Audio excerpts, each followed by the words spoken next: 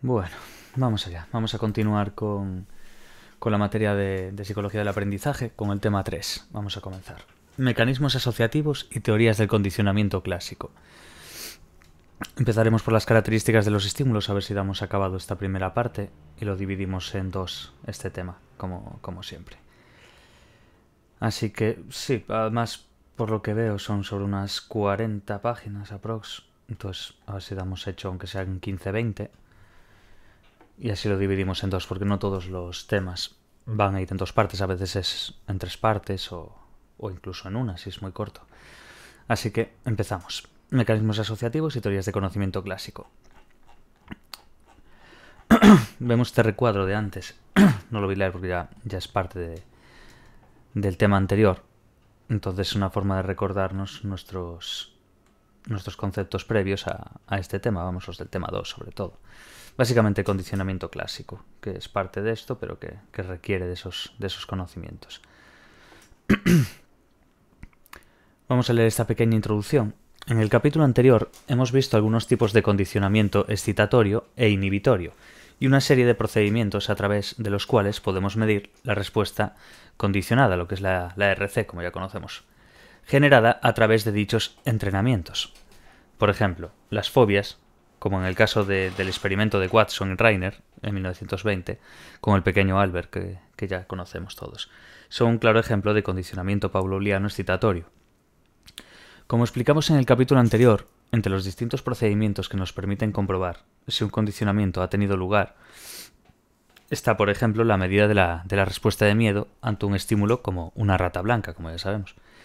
La medición de las respuestas condicionadas, en este caso, es importante, pero lo más, si cabe, es conocer las variables que determinan dicha respuesta en sí. La respuesta condicionada del pequeño Albert no sería posiblemente la misma ante una rata blanca que ante cientos de ellas, lógicamente. ¿Qué determina el aprendizaje de la relación entre un estímulo condicionado, el EC de toda la vida, y un estímulo incondicionado, el EI? ¿Qué variables influyen en la rata blanca, el EC, provoque una respuesta condicionada de miedo en Albert?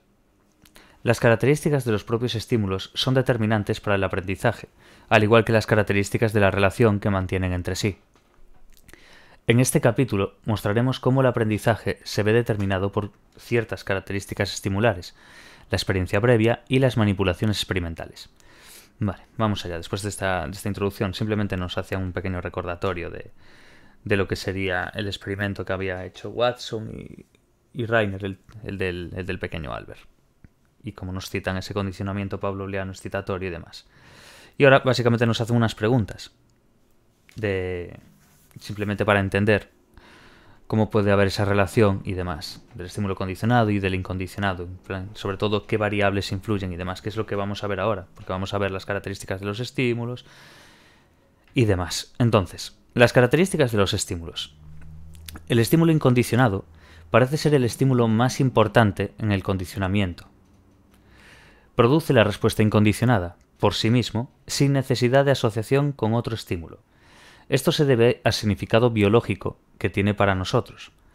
Los estímulos incondicionados más utilizados en los estudios de laboratorio sobre condicionamiento pavloviano son generalmente comida, en el caso del condicionamiento apetitivo, y descargas o malestar estomacal en el caso de los condicionamientos aversivos.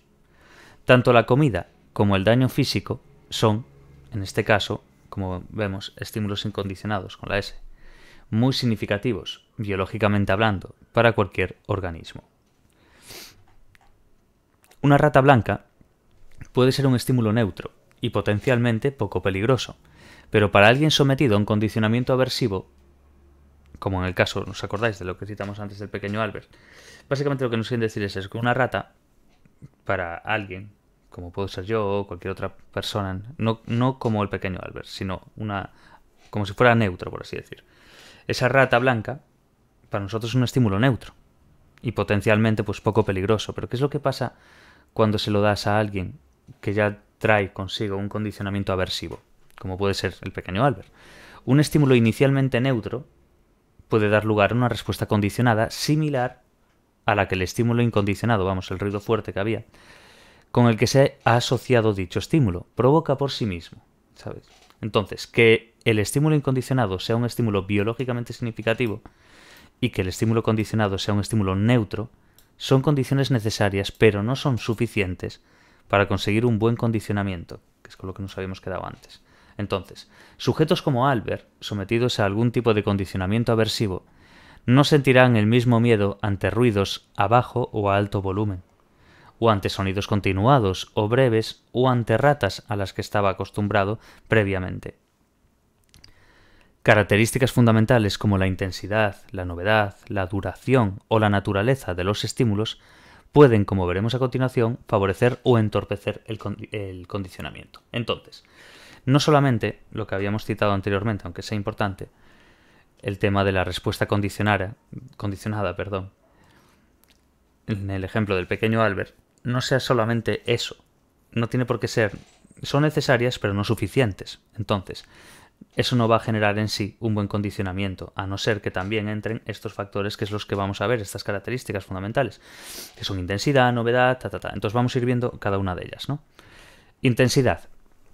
Si al pequeño Albert le presentasen una rata muy grande o cientos de ratas a la vez, posiblemente mostraría después del condicionamiento una respuesta condicionada de miedo, distinta que al mostrarle una pequeña rata. Del mismo modo, no mostrará la misma respuesta incondicional frente a un sonido suave que frente a uno muy potente. De ahí que recalquemos esta importancia de la intensidad. Entonces, un estímulo incondicionado o un estímulo condicionado, intenso, tienen como consecuencia por norma general una aceleración en el aprendizaje en un procedimiento de condicionamiento y una mayor expresión de la respuesta condicionada. Relacionado con el concepto de intensidad está el de saliencia, concepto muy importante este. Un estímulo saliente es aquel que es más perceptible o significativo que otros para ese organismo. Un estímulo condicionado que capta fácilmente la atención es un estímulo condicionado saliente, lo que le convierte en propicio para ser utilizado en un procedimiento de condicionamiento pavloviano. En el caso de los estímulos incondicionados con la S, como vemos ahí, debido a su significación biológica, son intensos y salientes por naturaleza, a diferencia de los estímulos condicionados, que inicialmente pues, son estímulos neutros, como ya sabemos. Por ejemplo, un estímulo incondicionado, como la comida, no será tan saliente para un animal que acaba de comer como para uno que lleva días en ayuno. Esto se entiende bastante bien, no es lo mismo. Ese estímulo, de hecho es de lo que deriva esto, de la intensidad. Un estímulo incondicionado, como es la comida, ahora simplemente nos quieren hacer entender este concepto de saliente viéndolo desde un extremo a otro, para hacer la comparativa. Entonces no será tan saliente para un animal que acaba de comer, no va a ser tan saliente ese estímulo incondicionado, esa comida. ¿Por qué? Pues porque acaba de comer, no la necesita tanto como uno que lleva días en ayuno, lógicamente. Entonces, cuanto más significativo sea un estímulo incondicionado para un animal, pues va a haber más probabilidades habrá de que ese aprendizaje se haga, sobre todo de forma más rápida y exitosa. Precisamente por el carácter biológico de los estímulos incondicionados con la S, la influencia de las variaciones en la intensidad de los mismos, en lo que al condicionamiento se refiere, ha sido ampliamente estudiada. Los estudios concluyen que la respuesta condicionada es más fuerte cuando se utilizan los estímulos condicionados de la S, más salientes. Entonces hay que quedarse bien con ese concepto, entender bien lo de la intensidad y lo que es la saliencia, este concepto que vimos antes. Están relacionados, esa intensidad y esa saliencia, básicamente, es entender bien eso. Luego vamos a ver también aquí una figura de las amplitudes y demás. Intensificar un estímulo puede aumentar la saliencia del mismo, favoreciendo que el animal le preste mayor atención. Por ejemplo, podemos variar la intensidad de una descarga eléctrica, eso sería el estímulo incondicionado, y ver cómo influye esto en la producción de la respuesta condicionada, llevando a cabo esta manipulación experimental. Concluyeron, una serie de personas que vamos a citar aquí, concluyeron, como puede verse en la figura 3.1, que veis aquí, la amplitud de la respuesta condicionada en grupos con distintas intensidades del estímulo incondicionado. Pues se trata de esto, que aquellos animales que recibían más descargas, o que recibían descargas, que aquellos animales que recibían descargas más débiles que las recibidas previamente, pues por ejemplo de 1 miliamperio, mostraban pocos cambios en la amplitud de la respuesta condicionada, lo que era en este caso el movimiento de su pata, sería la respuesta condicionada, durante el entrenamiento, mientras que los que recibían descargas más intensas, por ejemplo 4 miliamperios, veían aumentada significativamente la amplitud de dicha respuesta condicionada de flexión de pata. Esto está muy bien, porque una vez das la teórica, que acabamos de ver ahora, de la intensidad y de la saliencia y de cómo relacionan entre ellas, es muy importante, al menos en este libro lo veo bastante guay. En otras materias no siempre destaca esto. Entonces el poner un ejemplo y después, además, pues poner una figura que represente ese ejemplo. Y básicamente es con lo que nos tenemos que quedar. Cómo varía este tema de la amplitud y demás. Entonces, recordar bien esto, la sesión de adquisición que vemos aquí, por ejemplo, la serie de sesiones y la amplitud de la respuesta condicionada. Entonces, quedarse bien. La respuesta condicionada es el movimiento de la pata, básicamente. Vale. Mira, un ejemplo que nos aparece aquí. Sentiré un miedo menor ante la posible picadura de una abeja que ante la de una serpiente venenosa. Bastante lógico, entonces. Básicamente, mucho de esto lo sacas es por eso, por lógica. Lo que hay que tener muy claro es bien el tema de los conceptos. De estímulo condicionado, del incondicionado, de la respuesta condicionada. Esa respuesta condicionada que veíamos antes de que cuando se le aplicaba esa intensidad movía la pata y demás, pues se refiere a eso. Igual que el estímulo incondicionado como la intensidad y demás, que en ese caso iba por miliamperios. Entonces, además de en las respuestas condicionadas de la S, de miedo, como las medidas a través de la supresión de la conducta, también se perciben cambios en las respuestas condicionadas de otro tipo, tanto conductuales como fisiológicas, generadas por otros estímulos incondicionados de S, que varían en intensidad. Entre las primeras encontramos el reflejo de parpadeo, los movimientos mandibulares en los conejos, y las respuestas condicionadas de S de flexión de pata en los gatos, como ejemplos de reacciones fisiológicas que varían debido a la intensidad del estímulo incondicionado. Tenemos la salivación, la tasa cardíaca y los cambios glucémicos. Estos ejemplos son importantes, básicamente, una porque los acabo ya de ver unos cuantos a medida que voy haciendo los exámenes y voy subiendo a Patreon. Veo mucho donde recalcan, y esto por ejemplo es una de las partes donde le dan bastante. Entonces, importante saber estos términos. Y entender bien, como dijimos antes, entre las primeras encontramos el reflejo de parpadeo, movimientos mandibulares de los conejos cuando están moviendo la mandíbula y demás, y la flexión de la pata en los gatos. Y después, como ejemplos de reacciones fisiológicas que varían debido a esta intensidad, recordamos que estamos dentro de intensidad aún. Del estímulo incondicionado, pues tendríamos la salivación, la tasa cardíaca y los cambios glucémicos. La utilización en el condicionamiento del estímulo incondicionado de S de distinta intensidad no solo puede hacer que la amplitud de la respuesta sea distinta, esto es que aumente o disminuya, sino que puede hacer que la respuesta dada por el animal varíe en su forma. Holland, en 1979, descubrió que al aumentar la cantidad de comida suministrada a un grupo de ratas, no solo aumentaba la intensidad de sus respuestas relacionadas con la obtención de comida, sino que dedicaban más tiempo a estas y menos a respuestas de otro tipo, como las respuestas de orientación. Es de suponer que si el aumento en la intensidad de un estímulo incondicionado tiene tan claras consecuencias a nivel de la amplitud o la variación de la respuesta, hacer que un estímulo incondicionado sea más intenso, presentando dos estímulos incondicionados simultáneamente, debería tener las mismas o similares, ¿no? Efectivamente, según estudios como los llevados a cabo con conejos por Frey, Mayasiak y Duke, en el 76 Duque, si se utilizan dos estímulos incondicionados de S aversivos simultáneamente, como estábamos citando ahora, una descarga eléctrica en la mandíbula del animal y una estimulación cerebral intracraneal aversiva, tras un estímulo condicionado, auditivo en este caso, tiene lugar un condicionamiento más fuerte ante dicho estímulo condicionado, lo que tiene como consecuencia una respuesta condicionada de parpadeo más intensa. Aunque de forma general la intensificación de los estímulos se traduce en un aumento de la respuesta condicionada, puede que el condicionamiento llegue a su máximo nivel independientemente de la intensidad de los mismos. Es decir, a partir de cierta intensidad o saliencia, no hay variación en el condicionamiento ni en la expresión de la respuesta condicionada, que puede haber llegado a su nivel máximo.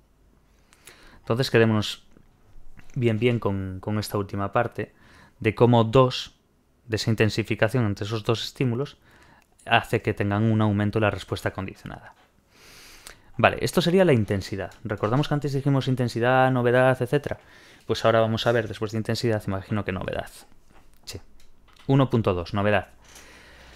Una variable relacionada con la intensidad o la saliencia de los estímulos es la novedad. La variación en la intensidad o la presencia de estímulos muy intensos pueden resultar novedosas para el animal. Por eso, la novedad puede ser responsable en cierta medida de los efectos de la intensidad de los estímulos en el condicionamiento clásico. Muy importante esto.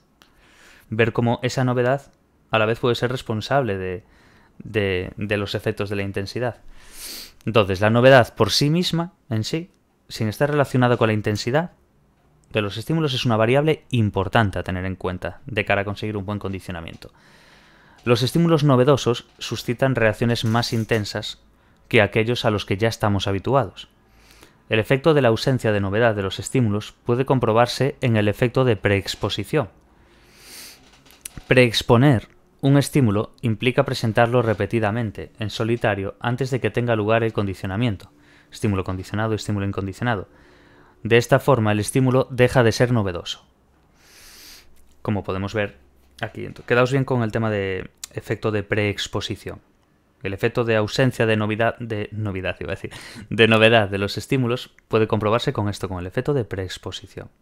Es preexponer un estímulo, que es básicamente presentarlo repetidamente en solitario antes de que vaya a tener lugar ese condicionamiento, ¿entendéis? De ahí el ese prefijo antes en exposición.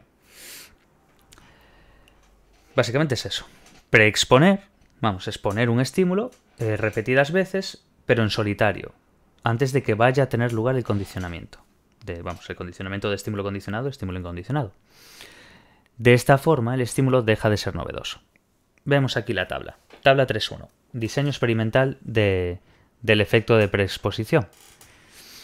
Preexposición al estímulo condicionado y preexposición al estímulo incondicionado. Vemos las fases, fase 1, fase 2, la prueba y la respuesta condicionada. ¿Veis la preexposición al estímulo condicionado que vemos aquí?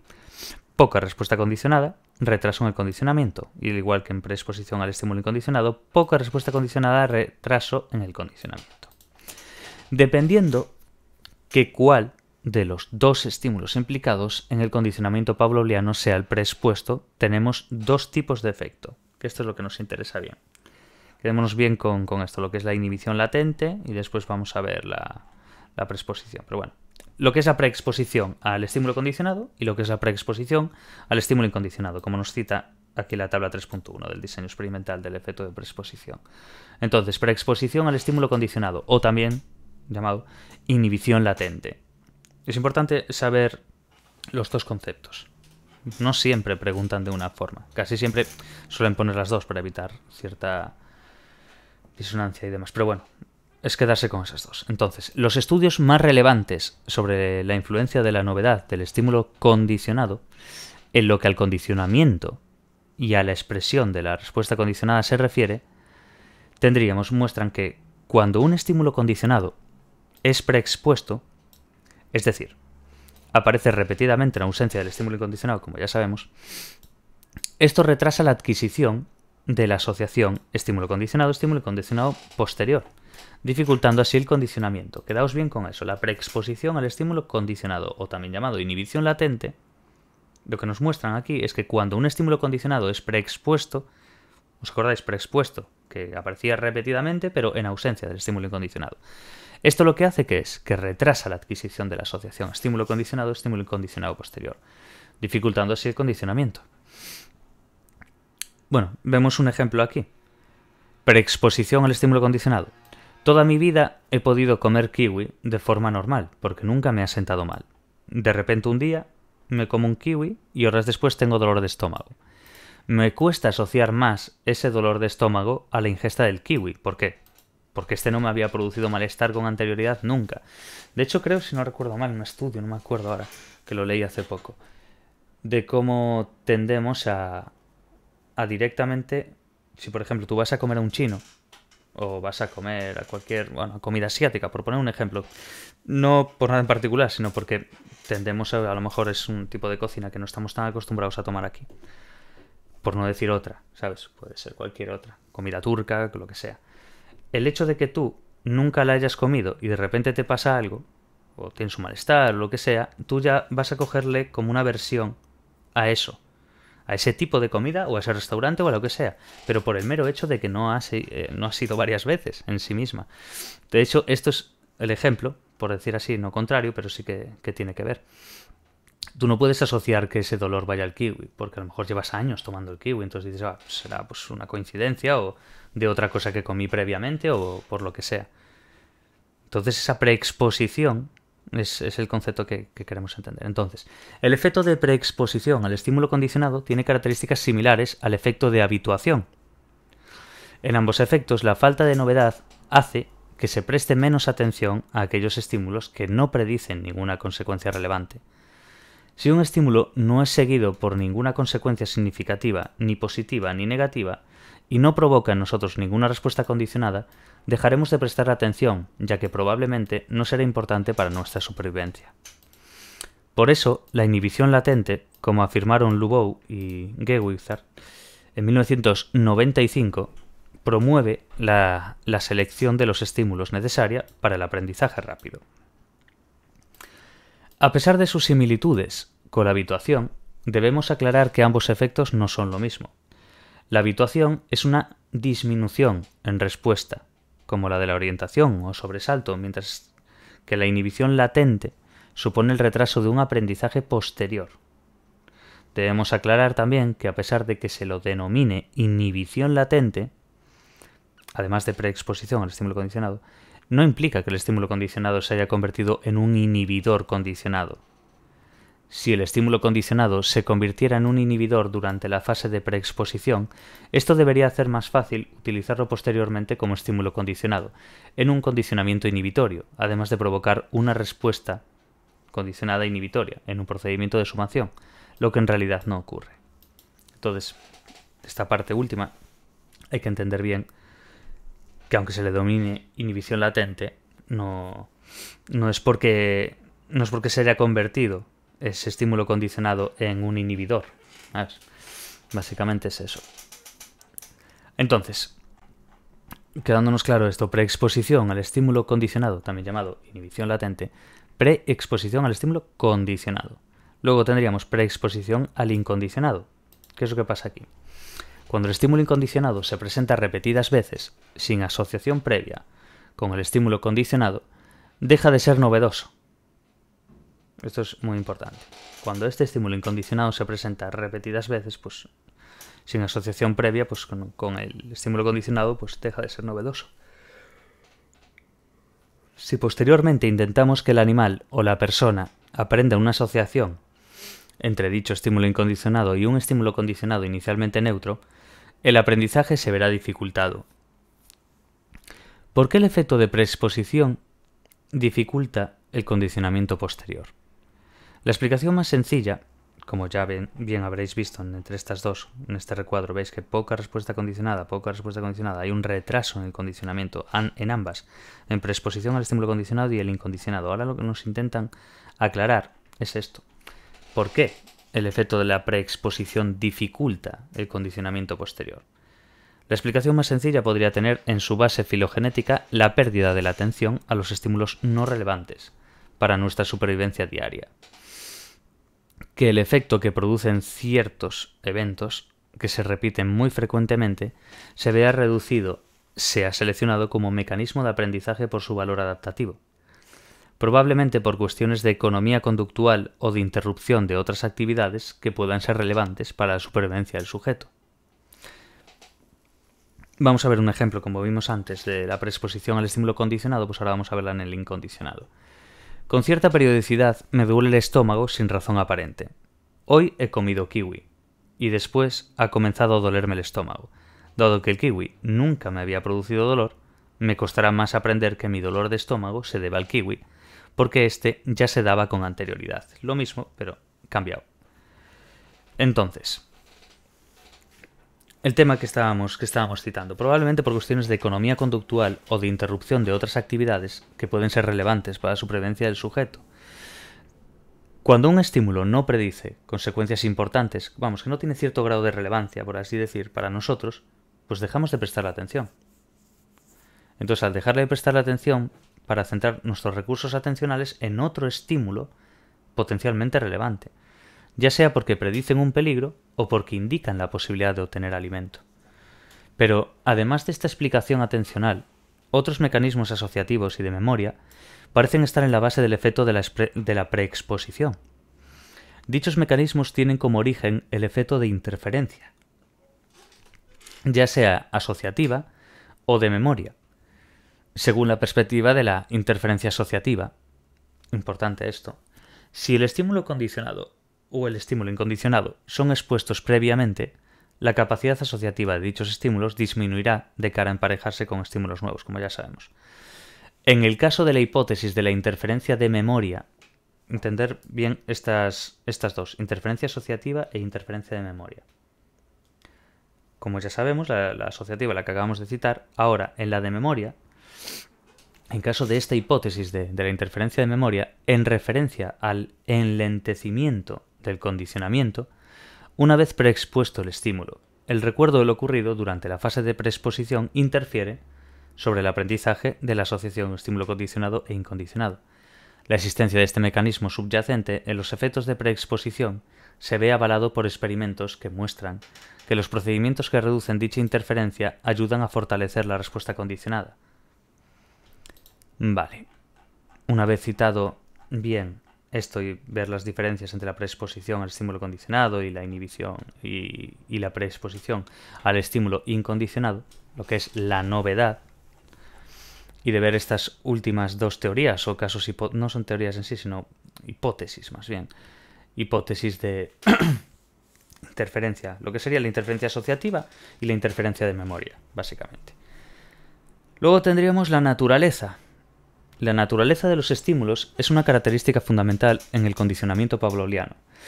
Hablar de la naturaleza de los estímulos implica una serie de subcaracterísticas tales como su tipo, apetitivo, o aversivo. Tales como su tipo, apetitivo o aversivo, que no lo leí bien. Su relevancia para ese organismo en particular o la importancia biológica. Eso sería la naturaleza. Dentro de este punto, vamos a ver los tipos de estímulo. Tipos de estímulo. El tipo de estímulo utilizado va a determinar el condicionamiento y la respuesta condicionada que va a tener lugar. Vamos, el tipo de estímulo. En sí, pues lo que va a hacer es determinar ese condicionamiento y la respuesta condicionada que va a tener lugar, lógicamente. Entonces, teniendo en cuenta que el condicionamiento pavloviano contribuye a una mejor adaptación al entorno, permitiendo predecir los acontecimientos que van a suceder, que la respuesta condicionada se parezca a la respuesta incondicionada, es decir, que la respuesta condicionada esté en función del estímulo incondicionado, utilizado es más adaptativo que si no lo fuera.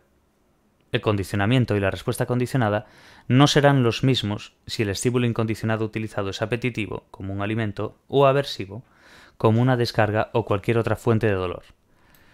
Un animal no mostrará salivación como respuesta condicionada, ni como respuesta incondicionada, vamos, si utilizamos una descarga como estímulo incondicionado, ni adquirirá un condicionamiento de miedo si utilizamos un estímulo incondicionado apetitivo, como la comida. Un ejemplo claro de la importancia del tipo de estímulo incondicionado, recordamos, los tipos, estamos dando eso, los tipos de estímulos, en este caso. Entonces, para entenderlo mejor, que yo creo que es la mejor forma que con los ejemplos. Un ejemplo claro de esta importancia del estímulo incondicionado utilizado en condicionamiento pavloviano es el experimento de automoldeamiento llevado a cabo por Jenkins y Moore. Muy importante recordar Jenkins y Moore, automoldeamiento. En este experimento, dos grupos de palomas fueron expuestas a un condicionamiento pavloviano en el que el estímulo condicionado era una tecla iluminada. Entre ambos grupos variaba el estímulo incondicionado al que podían tener acceso, siendo comida para unos los del grupo y agua para otros. Hasta ahí bien. La respuesta condicionada esperada, es decir, el picoteo de la tecla iluminada, fue la obtenida, pero varió en su forma dependiendo del estímulo incondicionado utilizado. Aquellos animales que recibieron agua como estímulo incondicionado picoteaban la tecla de forma continua y lenta, mientras que los que recibieron comida lo hacían de forma más vigorosa. La forma en que colocaban sus picos también dependían del estímulo incondicionado utilizado. En el caso del agua, las palomas abrían sus picos de la misma forma que si fuesen a sorber y tragar agua. En el caso de utilizar comida, la apertura de dichos picos a la hora de picotear la tecla era mayor, como al ingerir alimento. Ejemplo, me duele un pie desde hace un rato y no sé por qué. Repaso lo que he hecho durante el día, que me haya podido producir el dolor, y veo que me he dado un golpe, y que he comido kiwis. Deduzco que es más probable que me duela el pie a causa del golpe. Está muy bien que utilice los ejemplos anteriores para hacer esa conexión, está muy bien. Vale. Entonces, aunque parece evidente que el tipo de estímulo incondicionado utilizado es importante para el condicionamiento y la obtención de la respuesta condicionada esperada, parece menos evidente la importancia del tipo de estímulo condicionado, utilizado en este caso, dado que se trata de un estímulo inicialmente neutro que no produce una respuesta por sí mismo, ya que el estímulo condicionado funciona como señal anticipatoria de un futuro estímulo incondicionado. Parece factible pensar que cualquier estímulo puede funcionar bien como estímulo condicionado, independientemente de su naturaleza sensorial, quiero decir. Pero en realidad, la modalidad sensorial del estímulo condicionado determina en gran medida la forma de la respuesta condicionada. Quedaos muy bien con esa parte. La modalidad sensorial del estímulo condicionado determina en gran medida la forma de la respuesta condicionada. Distintos estímulos condicionados pueden producir distintos tipos de respuestas condicionadas. Eso es clave, esa frase. Distintos estímulos condicionados, S, pueden producir distintos tipos de respuesta condicionada, S. Holland, en 1977, reflejó la importancia de la naturaleza del estímulo condicionado en la expresión de la respuesta condicionada, utilizando dos estímulos condicionados de S de naturaleza distinta para llevar a cabo un condicionamiento apetitivo en ratas. Utilizó dos grupos de ratas. Vamos a ver el ejemplo ahora.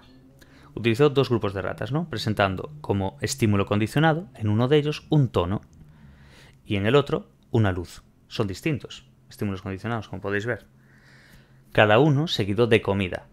Tanto el tono como la luz va seguido de comida. La diferencia es que el estímulo condicionado es diferente en cada uno de esos grupos. Uno es un tono y otro es una luz.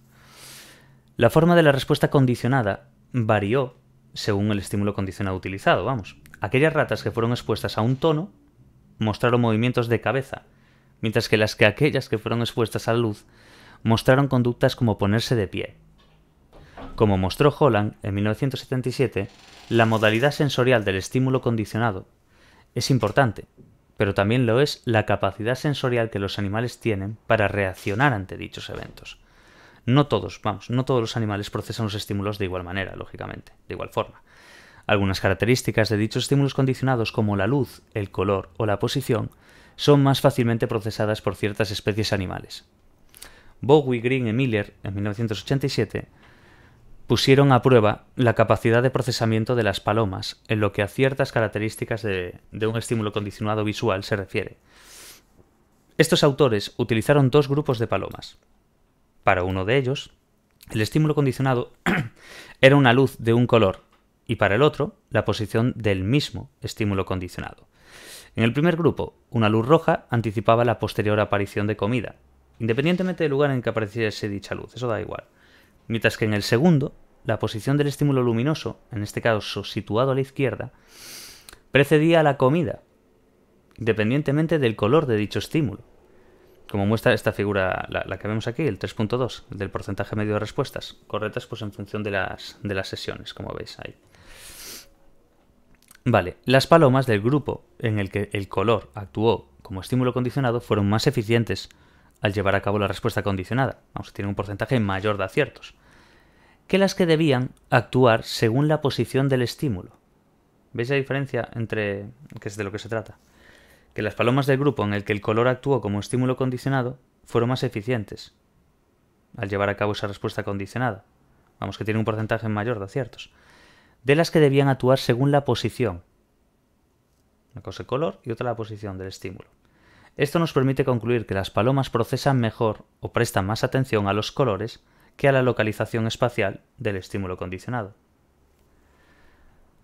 Relevancia de los estímulos. Deberíamos dejarlo, yo creo que por aquí aproximadamente, porque después ya nos vamos a ir metiendo condicionamiento de partes. Sí. Vale. Pues vamos a pararlo justo para recordarnos bien dónde lo habíamos dejado. Yo creo que esto es aproximadamente hasta a lo mejor un poco más, pero realmente en fuerza biológica sí, hasta aquí, hasta el punto 132 como relevancia de los estímulos. Luego en el próximo vídeo, yo creo que este tema podríamos dividirlo en 3 o en 2. Así que según miremos, básicamente es para intentar dividir ciertas partes y quedarnos aproximadamente por aquí. Entonces, nos quedamos en el punto 132 de relevancia de los estímulos.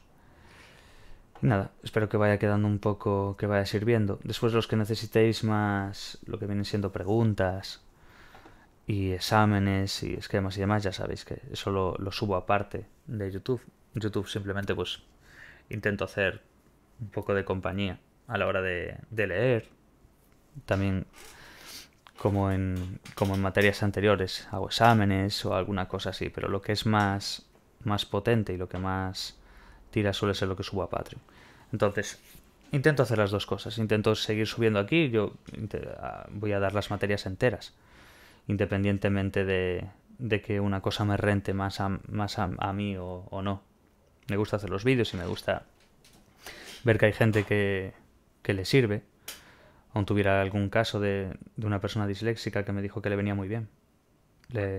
Simplemente el escucharlos. Después gente que a lo mejor está cocinando, lo que sea, y quiere escucharlo.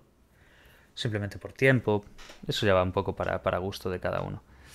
Así que os lo dejo por aquí en 132, relevancia de los estímulos, para el siguiente vídeo. Así media horita, 40 minutos, ya 37 minutos, ya lo tengo un poco clavado. Así que lo dejamos por aquí y hasta la siguiente. Mucho ánimo a todos.